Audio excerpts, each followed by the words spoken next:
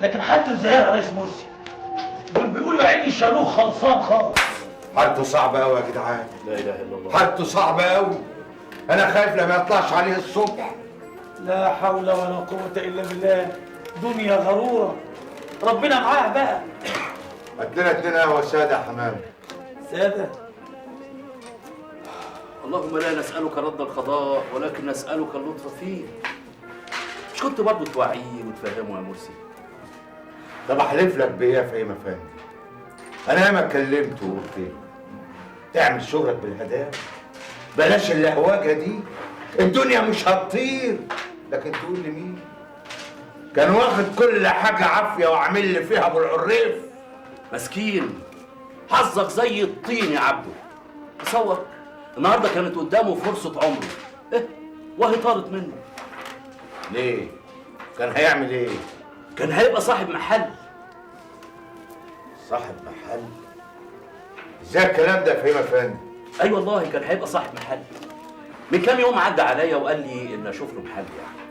والنهارده بالذات ربنا فرجها وقدرت اتفق له مع مرات المعلم فرغلي الله يرحمه.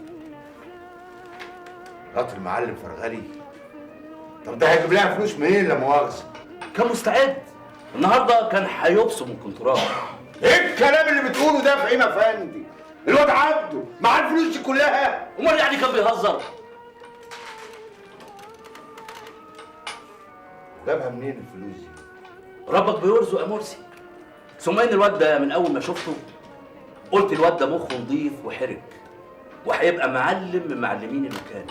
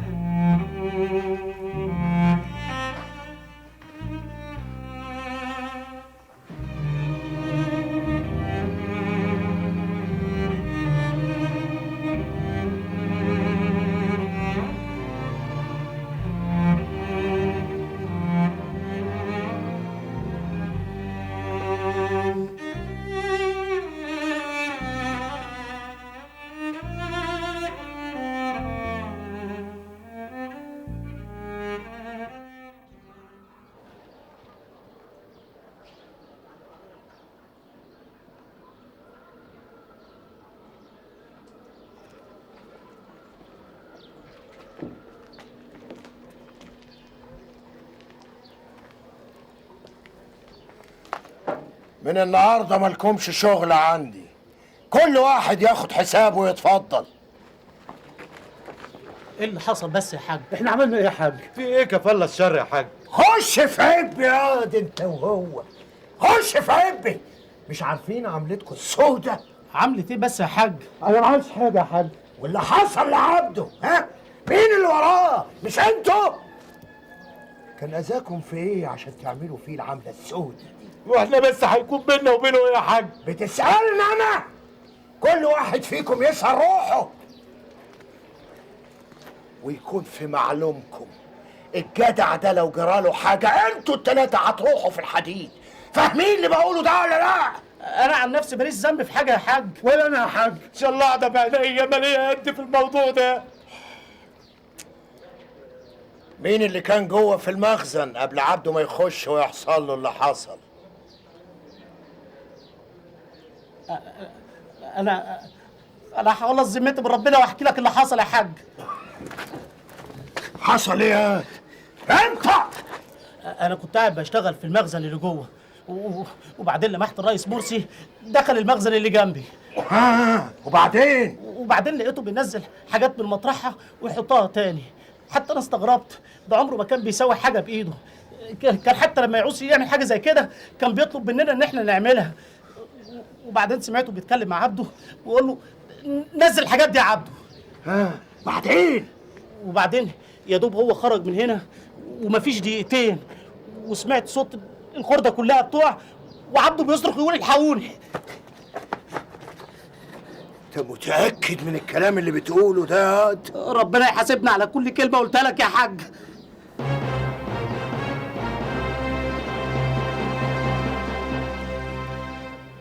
أني كان قلبي حاسس.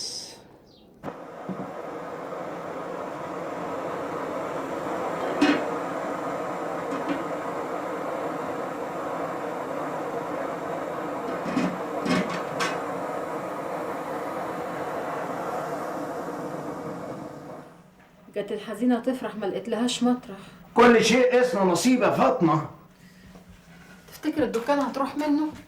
تلاقيها ضاعت وخلاص. انت عرفت حاجة؟ انت مش بتقولي حالته صعبة قوي؟ ده اللي جراله ما جراش لحد.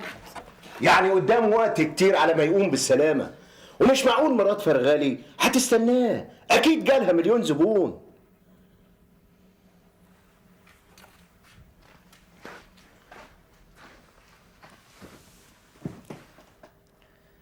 تفتكر؟ طبعا حاجه زي دي ما تستناش، ده الواحد من دول بيدور على خرم ابره يقف يبيع فيه، فما بالك بقى بدكانه زي دكانه فرغلي فيها تليفون. يا لهوي، ده كان يموت بحسرته.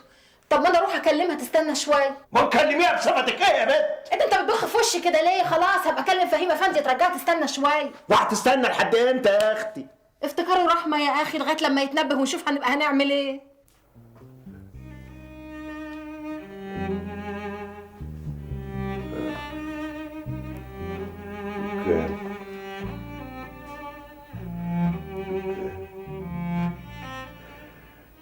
ايوه فندم.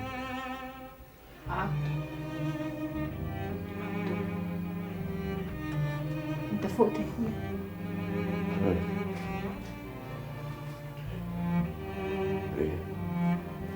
ايوه فندم. دكان عبده عبده رد عليا يا اخويا.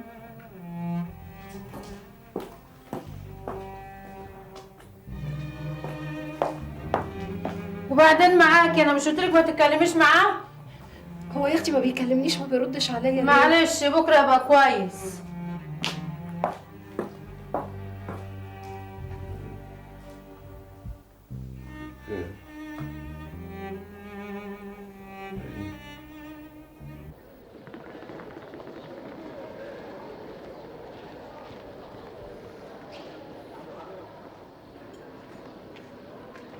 مؤاخذة يا حاج اتأخرت عليك. كنت فين يا مرسي؟ كنت في المستشفى بزور عبده. لا فيك الخير، طول عمرك تعرف الأصول. ربنا يديم المعروف يا حاج. وزيه دلوقتي مش اطمنت عليه؟ حالته تبكي يا حاج. الله يجازي اللي كان السبب. أمر الله يا حاج، هنعمل إيه؟ ما حدش له في اللي حصل ده أبدا.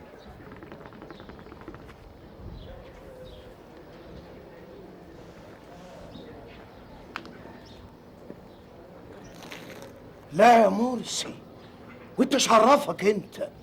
مش جايز حد مؤذي هو اللي وضب له العملة دي.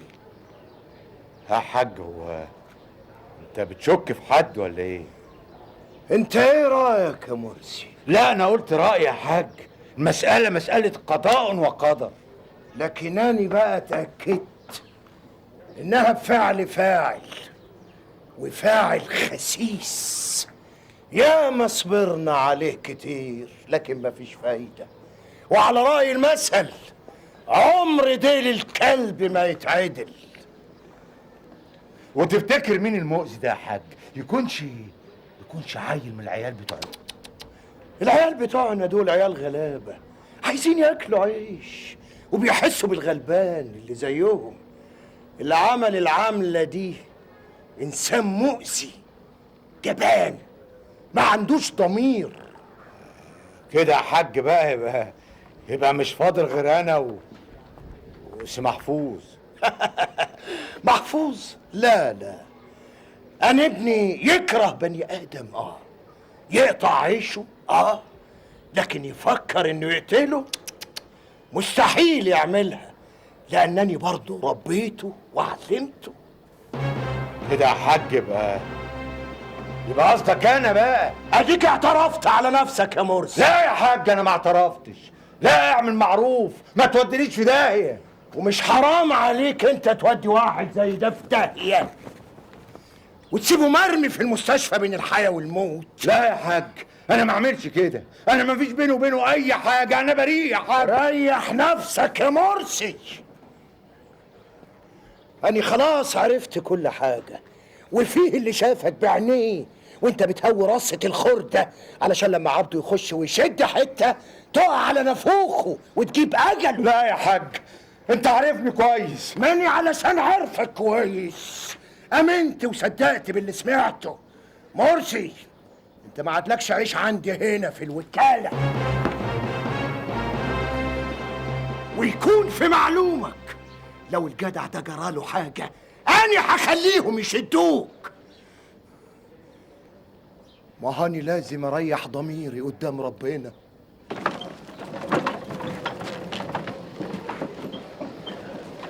فاطمه، عبده عامل ايه دلوقتي؟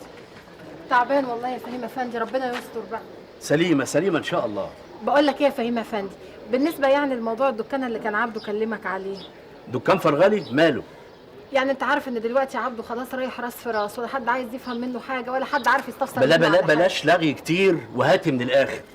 عايزاك تكلم مرات فرغلي اذا كان ربنا يقدرها كده تصبر عليه شويه. انت فاهمه يعني الدكانه دي ممكن تستنى لغايه ما عبده يقوم بالسلامه ويقف على حيله؟ دي نقطه. ثم ان لولا ان انا كلمتها شخصيا ما كانتش هتوافق ابدا على بيعها. معلش ترجعها عشان خاطر الغلبان اللي في المستشفى. يا ريت. معلش حاول ينوبك فيه ثواب. احاول في ايه بس؟ ده انا يا دوبك من 10 دقايق كنت عندها، قالت لي ان في ناس جم اتفقوا معاها ويا دوبك على بكره ولا بعده خلاص هيجيبوا الفلوس ويدوها تخليص. ناس مين دول؟ مش هتصدقي، الرئيس مرسي. مرسي؟ ومرسي هبطت عليه فلوس منين بقى ان شاء الله؟ لا اله الا الله، لا اله الا الله. اهو انت عامله زيه بالظبط. هو برضه لما عرف ان عبده هياخد الدكانه سالني نفس السؤال. يظهر ان كل واحد في الحي ده فاهم ان هو بس اللي معاه فلوس. لا اله الا الله.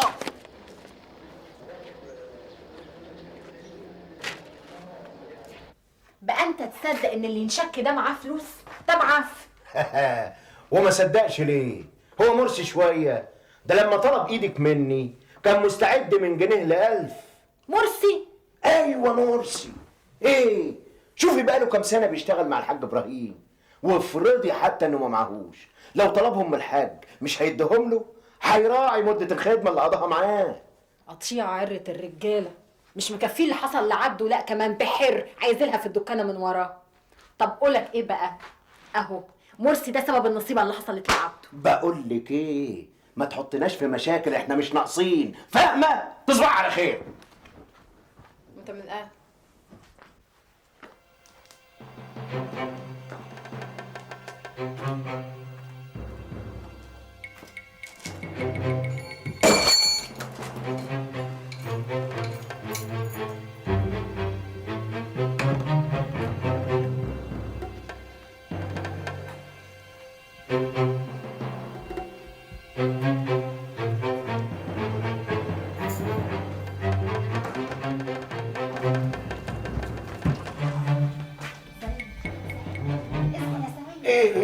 ايه يا فاطمه حصل ايه؟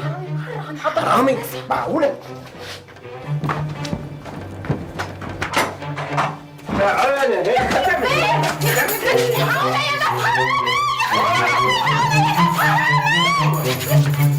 يا بابا ازاي تسرقوا؟ عن اسم يا خفيف. مين بقى اخويا اللي بتقول ان هو سلطك؟ انت واحد اسمه مرسي. مرسي؟ انت انا مين؟ واحد اسمه مرسي شغال عند المعلم سردينه. هو اللي قالك روح اسرق اوضه عبد الغفور؟ والله العظيم يا بيه. وانا اللي كنت هجوزهولك؟ سبحان الله. يخرب بيت افتراك يا فاطمه اوعي سيبيه انت يا فاطمه. اوعي فاطمه، ده انت طلعت خسيس قوي يا مرسي، ده انت طلعت راجل دون. خش اوعي خش خد جزاك. منك لله يا بعيد، حسبي الله ونعم الوكيل فيك.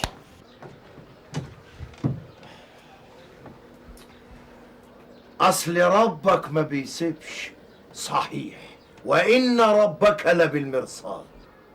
الله، مرسي انا مش قادر اصدق. شوف، انا ما رضيتش ابلغ عنه واكتفيت بطرده علشان نسلم من اذاه، لكن سبحان الله ربنا قادر وقعه في شر اعماله. ايوه بس كان عايز يسرق ايه من اوضه الواد عبده؟ ده واد كحيان. اهو ياخد اي حاجه والسلام علشان يشفي بيها غليله. بس مرسي ما كانش كده، انا مش فاهم ايه اللي غيره. بعيد عنك الحقد والغيره عموا قلبه وعموه، لكن الحمد لله اهنا الجزاء. اصل الواد عبده ده ابن حلال، يا ما قلت لك كده ما صدقتنيش. بقول لك يا سيد، إيه؟ اوعى تجيب له سيره على اللي حصل. الله، امال يعني هنخبي عليه يا فاطمه؟ لما يبقى يخف ويقوم بالسلامه نبقى نقول له قدر افتكر ان في حاجه اتسرقت منه ولا حاجه، نفرح بقى. معاك حق. يلا عشان خاطر. عشان خاطري بلاش. طب عشان خاطرك انت. عشان خاطري يا فاطمه انا شبعت. عشان عظمك يترمى بس شويه. اللي انا اكلته يرم حيطه. تصدق هذا على نفس. لا تدي على نفسك ده. يا عم كل منها وخلصنا. بس الساده عبده الحته ملهاش حس من غيرك. الكل عايز يجي يزورك هنا في المستشفى، خصوصا الواد حمامه صاب القهوه. فيهم الخير. طب كنتي بقى عشان خاطر. والله شبعت، الف حمد والف شكر. يا اخويا الف حمد، ما انا عارفه ان الف حمد والف شكر، بس حاجه ترم عظمك كده. كتر خيرك يا فاطمه وكتر خيرك يا سيد. انا مش عارف ارد جمايلكوا ازاي. ما تقولش الكلام ده يا جارع، ده احنا اكتر من الاهل. طبعا. بتشوفوا فهيم افندي؟ انت عايز منه حاجه؟ كنت عايز اساله على الدكان. دكانة ايه وبتاع ايه؟ مش لما تقوم بالسلامه تبقى تفكر في دكاكين. هي راحت؟ حد خدها؟ يا اخويا لا راحت ولا جات، مستنياك 100 دكانه. الحمد لله. عارفه يا فاطمه وعارف يا سيد، انتوا دلوقتي مش غرب بالنسبه لي، وربنا يعلم، ربنا يعلم ماليش في الدنيا غيركم. عشان كده هطلب منكم طلب. هتاخد المفتاح ده يا فاطمه، ايه؟ بس فاطمه انت وسيد تحطوا الحاجات اللي هديها لكم دي في عينيكم. ده مفتاح البيت، وده مفتاح الكنبه، وده الختم بتاعي، تحطوه في عينيكم. ايه؟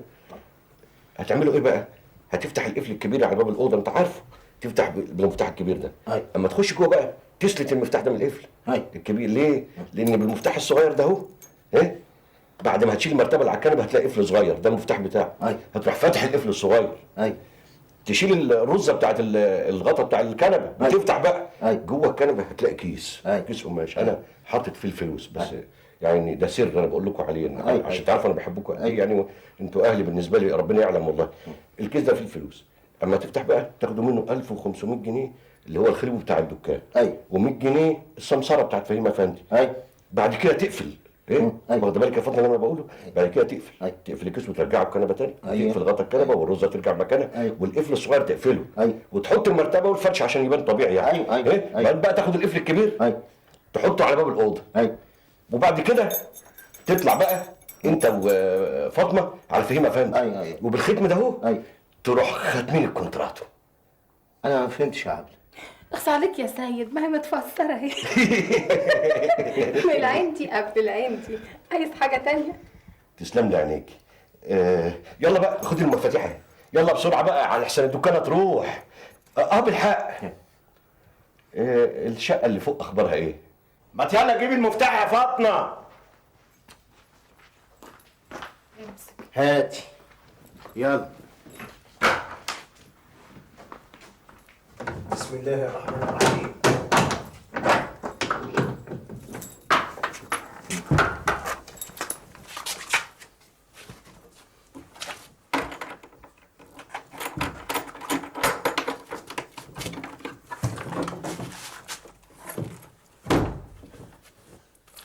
خد يا فاطمه.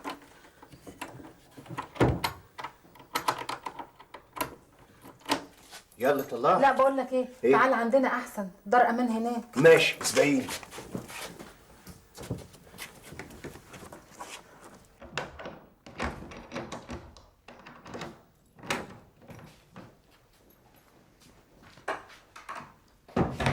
ايه يا فاطمه عديتي؟ بص دول 1500 ماشي.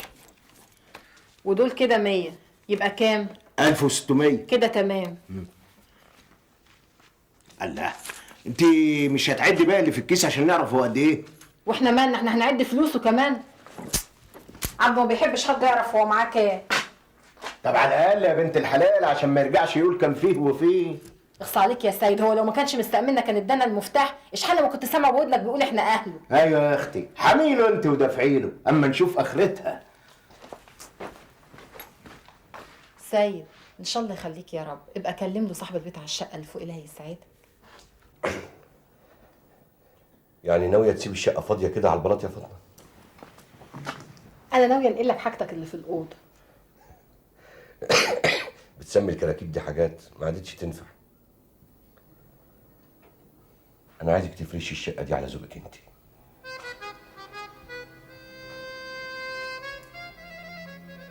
يا اخويا مش لما تبقى تكون بالسلامه. اعملي اللي بقول لك عليه بس.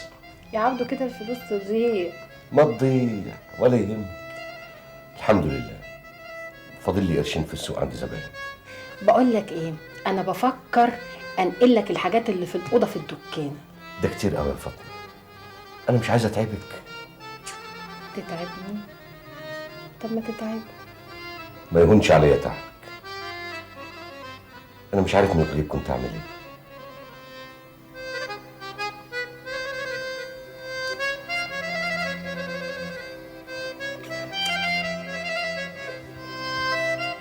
يلا ابدا على مالك. على مالك يا ابني. حط في الحته الفاضيه دي. هات هنا. بالراحه بالراحه، بص حد بقى يبقى ايده معايا هنا. تعالى يا ابني شيل معايا. هنا. امسك. حاسب يا ريس حاسب. ايوه كده. هات الملايه دي بقى الله ينجيك، حطها لنا هنا. تعالى يا ابني امسك.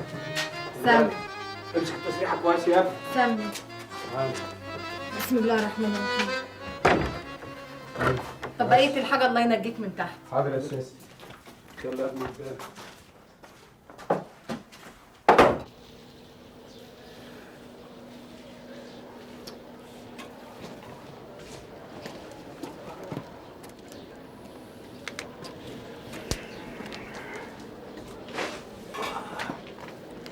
يا فاطمه الله، سايباني متشحتف كده على الكشري، مش حرام عليك يا بنت؟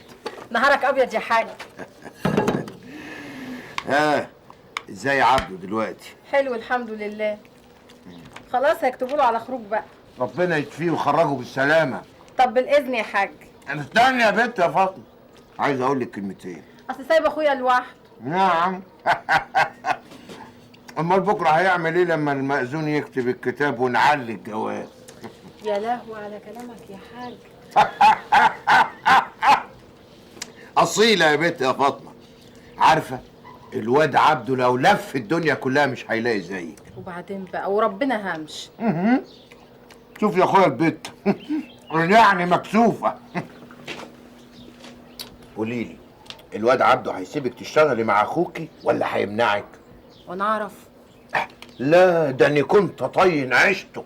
امال انا هاكل الطبق الكشري الحلو ده من ايدين مين؟ ربنا ما يحرمنا منك يا حاج. سلام بقى. الحمد لله على السلامة. الله يسلمك. ايه ده؟ لا البسي انت الشال احسن تبردي. ابرد مش احسن ما تبرد انت. لا ما تخافيش انا مش هبرد، البسي الشال انت. يا اخويا ما يهمكش، انا حلت الا شويه الصحه. ربنا يحفظ لك صحتك. لا انت اللي تلبسي الشال. وربنا هزعل منك جامد. لا انا ما رضيتش دعلك، امسكي بس. يا عم حط الشال على كتفك وخلصنا. هات الشال يا فاطمه. جبت لنفسك الكلام ما كنت لا. يلا يا فاطمه يلا هات. ايه ده رايح فين؟ هي ناقصه. خش برجلك اليمين. بسم الله الرحمن الرحيم.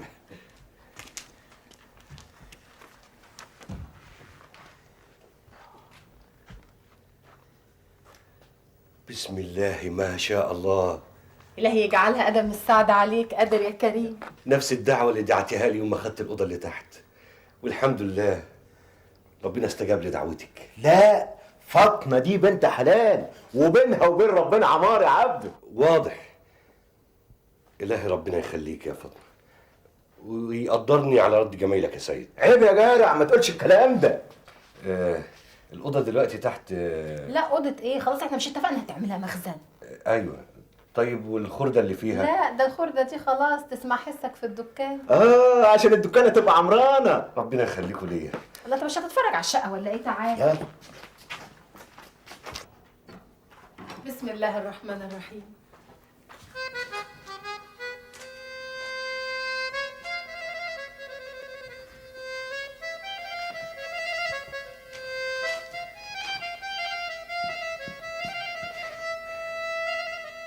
تسلمي يا فاطمة. وتسلم يا سيد. تعيش يا اخويا، نسيبك بقى تستريح. بقول لك ايه، لو عايز تاكل لقمه ولا حاجه انا عامله لك حاجه كده صغيره في المطبخ، ابقى خش كل. تسلم لي ايدك يا فاطمة. وتعيش يا سيد. ده واجب علينا يا اخويا.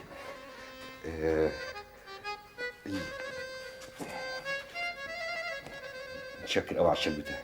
خليه، انا هغسله انا. يا بعدين لهوي، أرجع. لا وربنا. ليه انا اللي هغسله؟ لا تغسله بدراع واحد. ما فيهاش حاجه هعرف اغسله. لا هزعل وربنا. وعندي صابون. لا ايه من قله ستات ولا ايه؟ ايه لهوي لسه كل وش. اغسله انا قدام يا فاطمه. فتك بعافيه يا عم. يلا متشكر قوي يا سيد، ربنا يخليك. خلي لك اختك.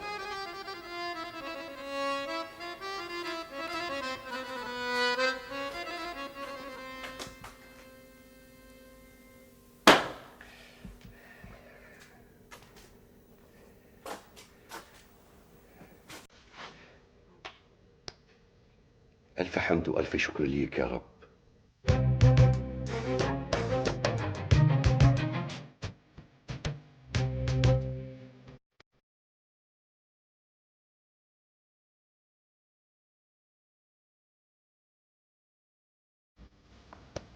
ما يلا يا فاطمه. ايه ما يلا. يا ترى عبده عايزنا ليه؟ يعني ما انتش عارفه. افتكر يا سيد. ما عادش له حجه ولا عذر وخلاص فك الجبس من دراعه. طب ما دي قعدة رجال. مش طالعة. لا مش طالعه. ده ايه؟ ده انت هتطلعي ولازم الكلام كله يبقى قدامي. يلا.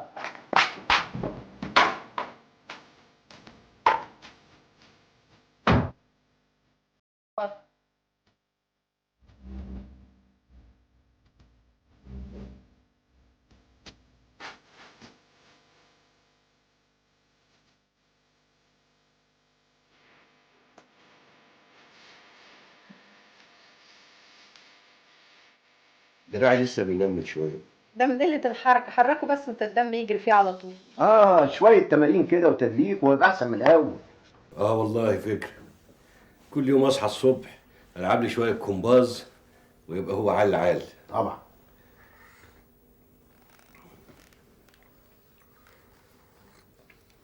ندخل في المهم. انا كنت عايز اخد رايكم في موضوع شاغلني قوي. موضوع ايه يا عبده؟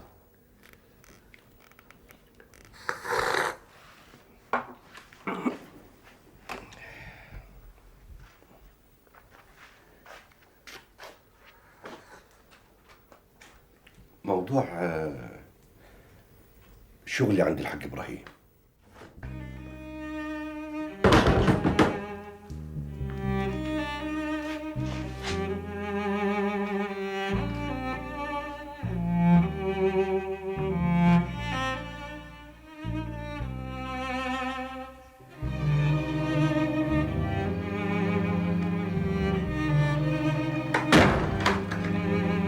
مش فاهم. انا كنت فاكره باعت لنا عشان يطلب ايدك ويطلبك للجواز. طلع قال ايه؟ بياخد راينا. محرج من الحاج ابراهيم ومش عارف يقول له ايه عشان يسيب الشغل. طب احنا مالنا من وجع الدماغ ده؟ اسمع يا فاطمه، الواد ده مش دغري، ملاوع. ولا انت رايك ايه؟ انا مش فاهم هو مستني ايه. مش عاوز يتكلم ليه؟ لكن ارجع واقول احنا اللي نستاهل. تلاقي حاسس ان احنا مرميين عليه. فاطمه، من هنا ورايح ما تعبريهوش خالص. مش عارف الجدع ده عايز ايه بالظبط.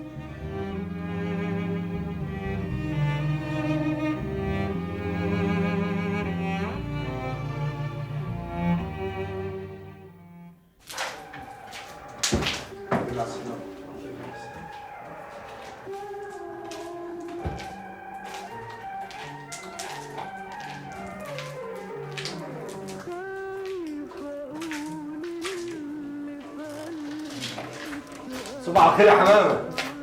الله، صباح النور يا عبد. ايه انت شيت الجبس ولا ايه؟ الحمد لله. اوعى تكون افتكرته جبنه قريش وكلته. الله يسلمك. الحمد لله على سلامتك. الله يسلمك. هات لي شاي بحليب. عينيا. بقول لك ايه، اول ما تشوف الحاج سردينه وصل الوكاله اديني خبر. عينيا يا اسف.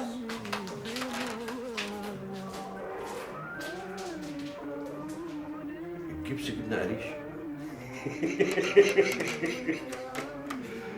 الله يجازيك يا حمام.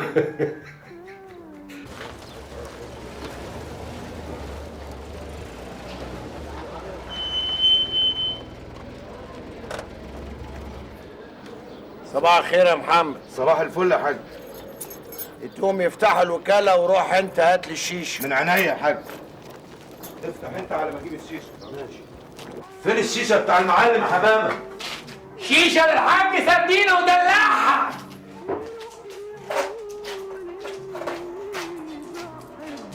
بقول لك ايه؟ روح انت وانا هجيب الشيشه. ماشي يا عم.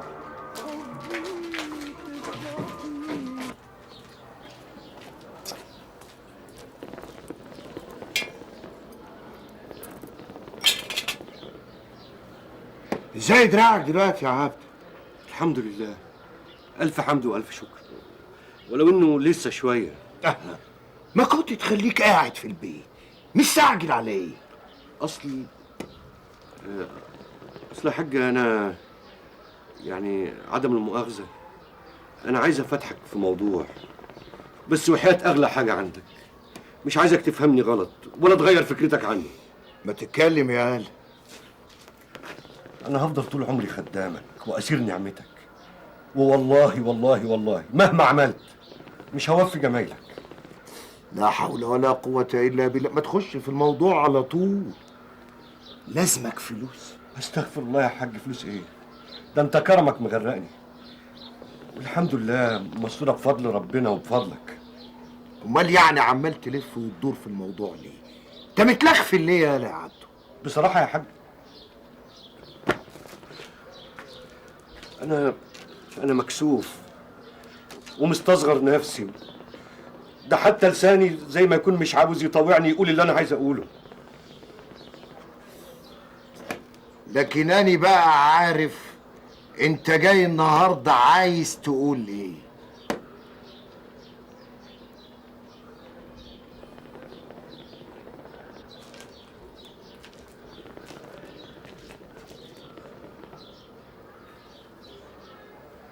انت بتبحلق فيا كده ليه يالا؟ تكونش مستغرب يالا. انا لو طليت في وش البني ادم اللي قدامي لازم اعرف هو عايز يقول ايه. انت جاي النهارده عايز تقول لي انك خلاص ما يصحش تشتغل عندي. ده أنا يتقطع لساني لو قلت ما يصحش أشتغل عندك. هو أنا أتوصل يا حاج؟ ده لولا عطفك وكرمك الزايد عليا كان زماني واقف على ناصية شارع مادد ايدي بقول لله يا محسنين. بس انا جاي دلوقتي عشان اخد منك الاذن. وانت يعني كنت خدت مني الاذن قبل ما تفكر وتمشي في موضوع دكان فرغلي؟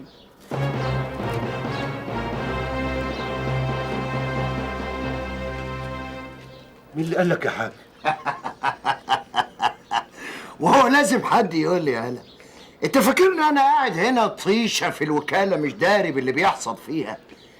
أنا لو أي حد كح في دكانه لازم أعرف إنه كح وأنا قاعد هنا على مكتبي. ده أنا الحاج إبراهيم يا عبده. ولا أنت نسيت خلاص مين هو الحاج إبراهيم سردينة؟ إزاي يا حاج؟ ده أنت سيد الحتة كلها وسيد المعلمين. بس والله والله والله أنا كنت ناوي آخد منك الإذن واستفيد بمشورتك قبل ما خدت أي خطوة، لكن بقى حظي يوم ما فهيم أفندي جاب لي خبر الدكان المخزن وقع عليا. أبوس إيدك أبوس إيدك، مش عايزك تزعل مني لأن أنا ماليش في الدنيا غيرك، وإذا كان الموضوع ده مضايقك أنا مستعد أفريحه من أصله. يا عبده يا ابني أنا بتمنى الخير للكل، وأنت عارف معزتك عندي أنت بالذات. ربنا يديم جمايلك عليا يا حاج. روح إلهي يبارك لك فيه ويجعله قدم السعادة عليك. اسمع، إذا عوزت أي حاجة تعالالي على طول، ما تتكسفش، أنا صدري دايما مفتوح لك. ربنا يخليك ربنا يخليك ويطول في عمرك. انا ما اقدرش اخطي خطوه في الدنيا دي الا بحسك.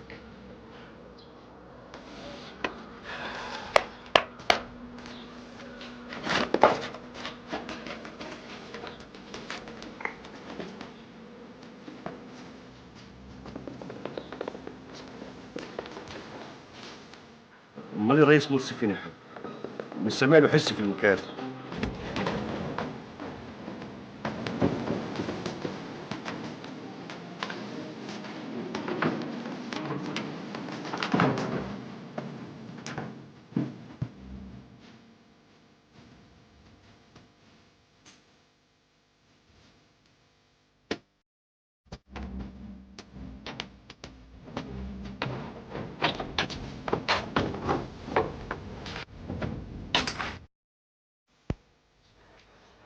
بسم الله الرحمن الرحيم. قل أعوذ برب الفلق من شر ما خلق ومن شر غاسق إذا وقب ومن شر النفاثات في العقد ومن شر حاسد إذا حسد. بسم الله الرحمن الرحيم. قل أعوذ برب الناس ملك الناس إله الناس من شر الوسواس الخناس الذي يوسوس في صدور الناس من الجنة والناس. صدق الله العظيم.